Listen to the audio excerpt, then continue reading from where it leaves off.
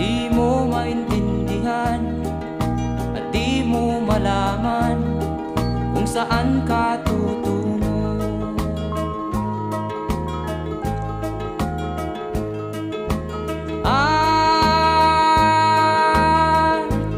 Kung nakamit mo na ang pangarap,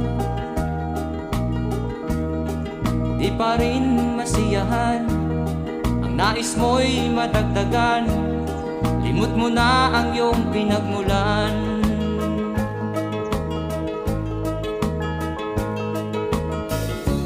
Bakit nga ba